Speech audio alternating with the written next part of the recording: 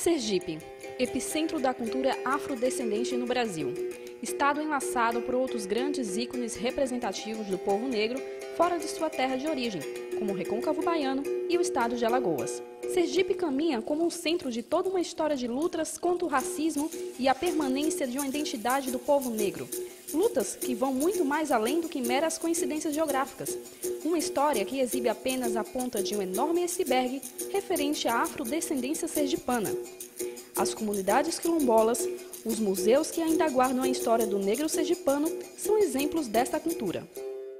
Sergipe é um estado pequeno, mas que tem uma diversidade cultural muito grande, né? E a gente percebe isso quando a gente vai para os grupos folclóricos, né? Nossos grupos aí, principalmente aqui no Vale da Cotinguiba, né? A gente tem uma diversidade rítmica, né? E boa parte dessa diversidade, não só rítmica, mas cultural, folclórica, tem uma influência muito forte africana, né? O cacumbi, o samba de parelha, enfim, as taieiras.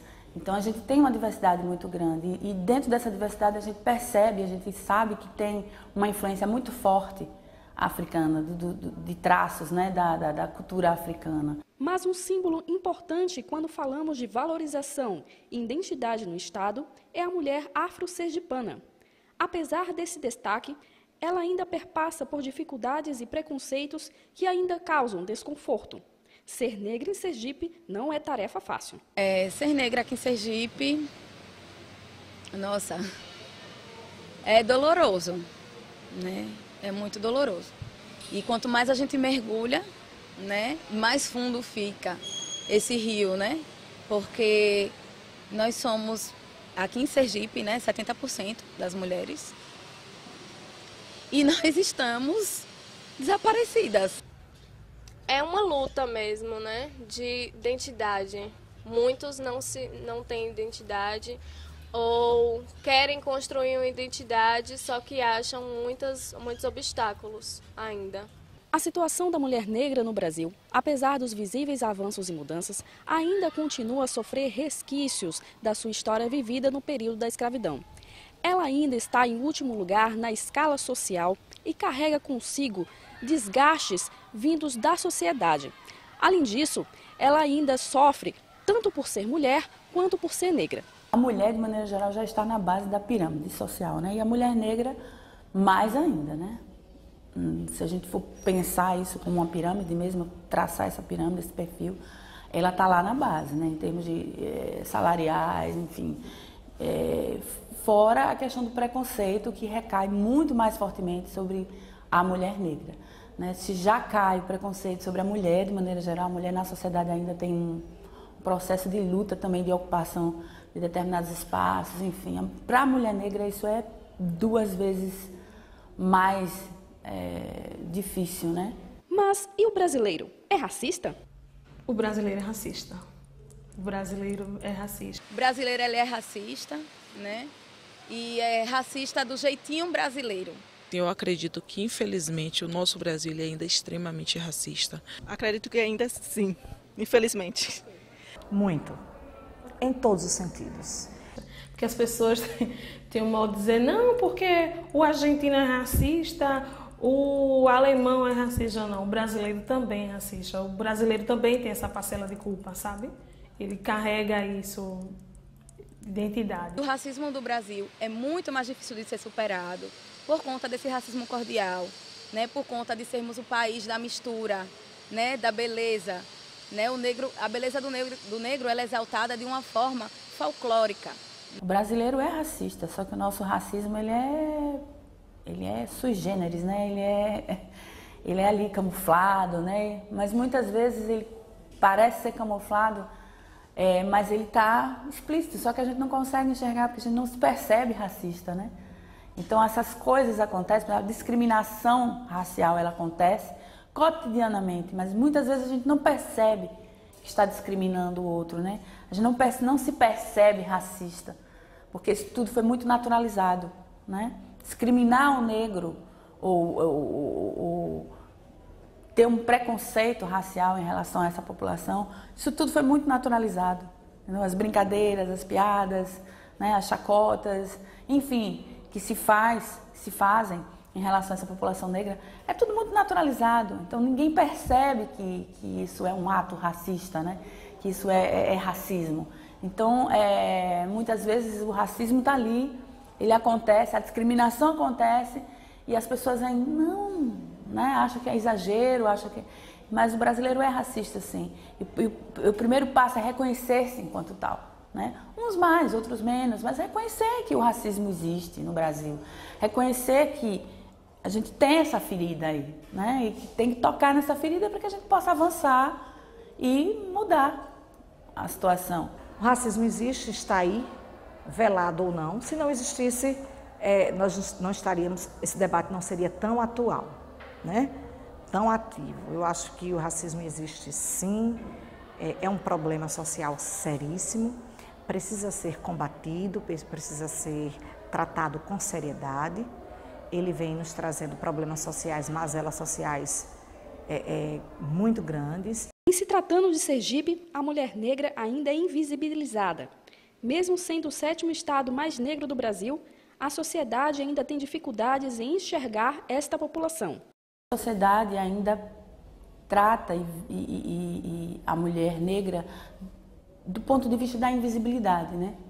Não só na ocupação de determinados espaços, mas é como se, de maneira geral, em Sergipe, tem aquela ideia de que essa população negra, Sergipe não é um estado onde essa população é majoritária, e a gente sabe que né? Muito mais de 50% da nossa população é negra. E quando a gente pensa em mulher negra, a gente não consegue, é como se não consegue visualizar onde estão essas mulheres, quem são essas mulheres, entendeu?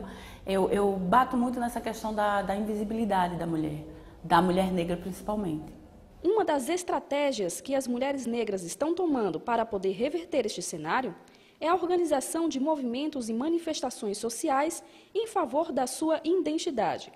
Apesar de ser um desafio agradável, a luta ainda é muito grande. Ser militante é um desafio em qualquer outro lugar, né? Aqui em Sergipe a gente tem as nossas dificuldades, devido a ser um estado pequeno, né? Onde a gente não consegue encontrar, muitas vezes, né? Canais de diálogo com o Estado ou com outras organizações, né? A individualidade de cada organização também dificulta um pouco essa união, né? Para militar, né? Para essa caminhada. Quando a mulher negra ela demarca o seu papel dentro do movimento, muitas vezes ela passa por momentos de solidão. Né? Militar, uma mulher negra militar, ela perpassa por momentos de solidão.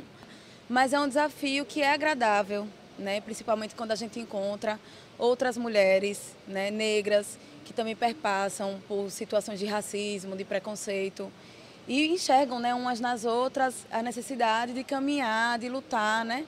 Para derrubar todo esse preconceito, né? Mas diferente do que se imagina, a voz da mulher negra ainda é silenciada nos movimentos sociais. O trabalho contra o racismo e o sexismo dentro dos movimentos negros é uma realidade. No movimento em geral, no movimento estudantil, nos movimentos sociais, a voz da mulher negra ela sempre foi silenciada, né? Nunca foi prioridade, né? Ela entrava ali no discurso quando você fala de racismo, mas ou era a discussão sobre mulheres ou eram discussões sobre negros. Não tinha esse recorte da mulher negra. Era muito difícil, né? Dentro do movimento negro existe o machismo, sabe? Não é porque você combate o racismo que isso lhe faz menos machista, menos sexista, menos homofóbico, né? Menos lesbotransfóbico, né? Então, sempre foi uma luta, né? Sempre foi uma resistência de mulheres negras pautar essa discussão dentro do movimento negro. É claro que, apesar das manifestações desenvolvidas por movimentos sociais negros, o preconceito de raça e gênero não é totalmente excluído. A mulher é a principal afetada por essa ação discriminatória. Na educação, por exemplo, ela também passa por dificuldades. Segundo dados do Instituto de Pesquisa Econômica Aplicada, o IPEA, de 2012, enquanto uma mulher branca estuda cerca de 9,7 anos ao longo da vida, as mulheres negras estudam em média 7,8 anos. A mulher negra ela não está na escola, entendeu? Quando eu falo da mulher negra, eu estou falando da mulher negra e da mulher pobre, a mulher da periferia. Ela não está na escola. porque hoje ela tem o papel do homem e da mulher dentro de casa. E aí existe esse processo que dificulta com que a mulher chegue na escola. Mesmo com os problemas sociais que ainda cercam o cenário do negro em Sergipe, algumas soluções começam a ser tomadas, principalmente para diminuir este racismo existente no nosso estado. Uma dessas atitudes é o ensino da cultura afro-brasileira e sergipana nas escolas. Apesar das dificuldades vivenciadas pela população negra no Brasil, a aprovação da Lei 10.639 de 2003 foi um avanço para a igualdade social deste povo. A lei busca o ensino da história e da cultura afro-brasileira nas redes públicas e privadas do Brasil. A Lei 10.639 ela representa um grande avanço nas escolas brasileiras, na educação brasileira. Reconhece de fato a importância que o negro, enquanto sujeito social, ele deve ser estudado, não só estudado, como reconhecido. Então, isso vem, na verdade, nos ajuda, enquanto professores, né, a criar um senso crítico nos alunos em relação à sua ancestralidade. Quem eles são, de onde eles vieram, o que eles estão fazendo aqui. Qual o contexto do negro na sociedade brasileira no momento. Então, a lei significa realmente um avanço na nossa educação brasileira. Luciana ainda afirma que o trabalho do professor é essencial no ensino sobre a história e cultura afro, mas ele precisa estar preparado para isto. A educação brasileira só vai mudar. Essa Lei 10.639 foi um avanço, mas não a solução, porque os professores não estão ainda preparados a trabalhar isso em sala de aula. Você é professora de uma escola particular. O que é que acontece nessa escola particular? Tem a quadrilha junina. Com certeza, a professora vai procurar o aluno negro para dançar com a aluna negra. Por quê? Porque até os pais, quando chegam lá, que vê o filho branco, tonalidade de pele branca, com a negra ou com o negro, eles se sentem altamente incomodados. Quer dizer, é o tal do racismo velado. Se sentem incomodados e não gostam. Então, enquanto essa realidade não mudar, enquanto o professor brasileiro não estiver preparado para a aplicabilidade dessa lei em sala de aula, a gente ainda tem muito chão a percorrer. Na universidade, o acesso da população negra ao ensino superior aumentou 232% na comparação entre 2000 e 2010. Apesar dos avanços, existe um grande caminho a ser percorrido. A universidade ela tem um papel, na minha concepção, no meu modo de ver, fundamental, do ponto de vista da pesquisa, do ponto de vista do conhecimento, da transmissão do conhecimento, desde que isso realmente seja democratizado e esse conhecimento seja realmente difundido, né, fora dos muros da própria universidade. Então, assim, como fomento do próprio conhecimento e difusão do conhecimento sobre essa temática, né, sobre o universo afro-brasileiro e as questões raciais que tocam diretamente a população negra, né? Após algumas universidades estaduais e federais aderirem ao sistema de cotas, os números começaram a mudar. Subiu de 2,2% para 11% a porcentagem de pardos que cursam ou concluíram um curso superior no Brasil e de 1,8% para 8,8% de negros. O sistema de cotas, aqui na universidade, como eu te falei, é de 2010, né? Ele foi primeiro vestibular em 2010, nós começamos a debater ele em 2008. 2010 foi o primeiro vestibular com cotas, mas algumas universidades no Brasil já tinham, né, já haviam implementado o sistema de cotas, e em levantamento feito, a gente vinha percebendo que ele vinha realmente dando resultados. Havia uma ocupação desses espaços pela população negra e os resultados eram positivos, né? Essas pessoas, ao contrário do que muita gente afirmava, que haveria uma evasão, não dariam conta enfim, baseado naquela questão de uma meritocracia, do mérito, enfim. Os efeitos foram positivos, elas ocuparam esses espaços, tiveram bons resultados nas universidades onde o sistema foi implementado, e aqui na UFS não tem sido diferente. Um dos elementos de promoção de mudança nesse cenário relacionado ao preconceito racial é a realização de um verdadeiro resgate cultural desta população. Um exemplo de local que exercita a continuação da história de um povo é o museu. A cidade histórica de Laranjeiras, berço da cultura negra em Sergipe, guarda um tesouro que conta um pouco da história da negritude sergipana. No Museu Afro de Sergipe, podemos conhecer um pouco mais sobre um capítulo importante da comunidade negra no Brasil. O nosso casario ele é do século XIX, tem características do neoclassicismo e pertencia à família Brandão, no caso, o senhor Nogueira Brandão. E no século XIX, o local era utilizado de tal forma: toda a parte térrea era área de comércio e a parte superior era a residência da família Brandão. A partir do século XX já foi utilizado de várias formas, como Casa Laranjeiras, asilo, escola e especificamente em 1976 inaugurado como Museu Afro Brasileiro de Sergipe. O prédio datado do século XIX possui salas que aguçam a curiosidade do visitante e fazem uma viagem pelos traços da africanidade sergipana. Um exemplo é esta sala, localizada no pavimento térreo do museu. As principais peças são ligadas ao cultivo da cana-de-açúcar e da produção. No pavimento superior, a religiosidade afro-brasileira é representada através de orixás, exus, caboclos e elementos de culto que ainda resistem em Laranjeiras. A mulher negra tem grande significado nas religiões africanas. Um exemplo é o Nagô. Por conta da pureza, as suas loxas, as suas líderes no caso, elas têm que ser virgem do início até a sua morte. Já um homem que vem a ser líder do Nagô pode construir uma família normalmente, a mulher não. É fundamental que ela se dedique somente à religião. Aqui nós temos a representação da primeira loxa, Umbelina Araújo, depois tivemos a Maria de Lourdes e agora temos a Bárbara Cristina, que reside aqui na cidade, no terreiro Santa Bárbara Virgem. Do Nagô, o único com matriz africana do Brasil é o existente na cidade de Laranjeiras, que é a Irmandade Santa Bárbara Virgem. Outro símbolo que orienta na valorização e construção da identidade da mulher negra em Sergipe são as comunidades quilombolas, exemplo da Maloca. Em 7 de fevereiro de 2007, a comunidade Maloca, situada no bairro Getúlio Vargas, próximo ao centro, foi instituído como a comunidade remanescente do Quilombo. O diferencial dessa comunidade é que ela está localizada em um centro urbano. E o interessante é que essa comunidade foi instaurada como a segunda comunidade localizada em um centro urbano do Brasil. Na comunidade, Maria Ferreira, Maria José, Maria Luísa e Maria Aparecida são uma das várias mulheres que ajudam a manter viva a história da cultura de seu povo remanescente do Quilombo. Como é morar aqui na comunidade da Maloca? Como é morar?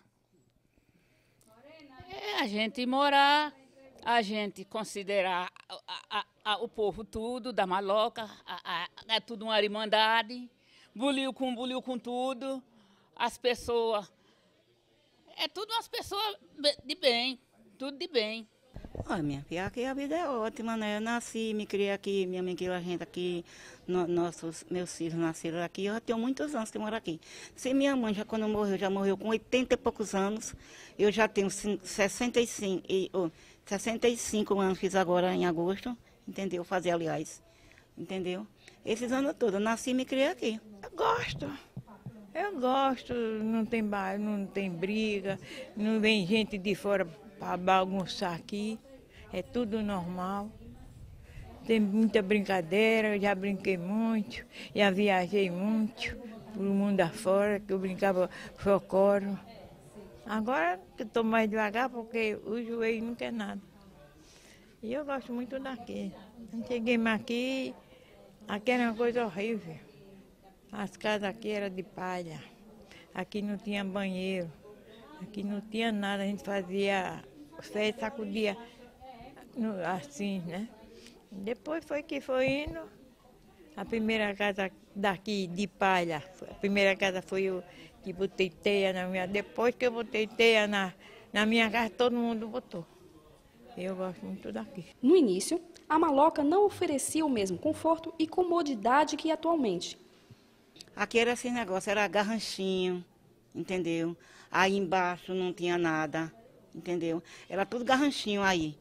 Depois foram fazendo as casas, que foram melhorando. Uma senhora que morou aqui na entrada, que é a casa da esquina, foi que deu a metade de uma casa para entrar carro aqui, dona Marineide.